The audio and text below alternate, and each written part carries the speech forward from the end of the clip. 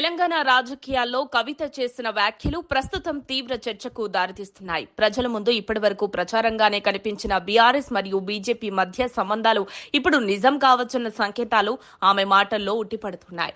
బీజేపీలో బీఆర్ఎస్ విలీనానికి ప్రయత్నాలు జరిగాయని, జైల్లో ఉన్న సమయంలోనూ తనతో అలాంటి ప్రతిపాదనపై చర్చించారని కవిత వెల్లడించారు.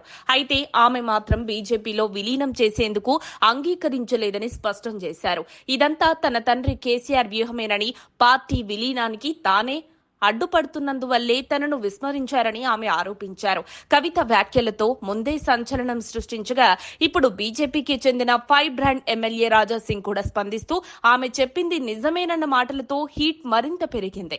బీజేపీ నేతలు పెద్ద ప్యాకేజీకి తమ వాదనల్ని మార్చుకునే అవకాశం ఉందని, గతంలో ఇదే తరహాలో బీజేపీ నష్టపోయిందని ఆయన తెలిపారు.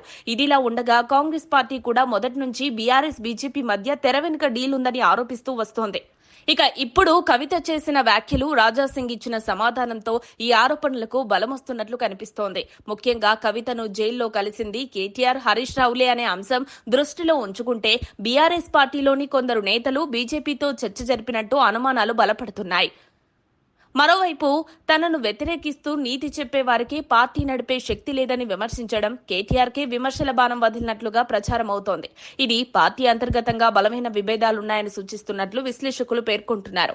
లిక్కర్ కేసు పేరుతో తనను జైల్లో పెట్టి బీఆర్ఎస్ ను బీజేపీలో విలీనం చేసే ప్రయత్నం జరిగినట్లు ఆమె అభిప్రాయపడిన తీరుతో రాజకీయాల వేడి మరింతగా పెరిగింది. కావాల్సినంత స్పష్టత లేకపోయినా బీజేపీ బీఆర్ఎస్ మధ్య ఓ దశలో డీల్ జరిగిందనే సందేహాలు ప్రజల్లో మునుపటి కంటే ఎక్కువగా ఊపందుకున్నాయి.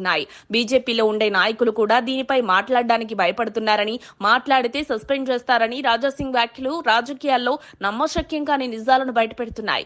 ఈ నేపథ్యంలో బీజేపీ బీఆర్ఎస్ మధ్య సంబంధాలపై మరింత లోతైన దర్యాప్తు అవసరమని ప్రజావర్గాలు డిమాండ్ చేస్తున్నాయి. పార్టీలు నడపడం కంటే రాజకీయాల లాభాల కోసం ప్రజాస్వామ్యాన్ని తాకట్టు పెట్టడం అధికంగా జరిగితే అది ప్రజల విశ్వాసాన్ని దెబ్బతీసే విషయమని స్పష్టమవుతోంది.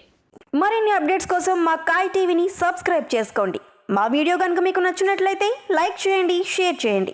మీ విలువైన అభిప్రాయాలను కామెంట్ బాక్స్లో తెలియజేయండి.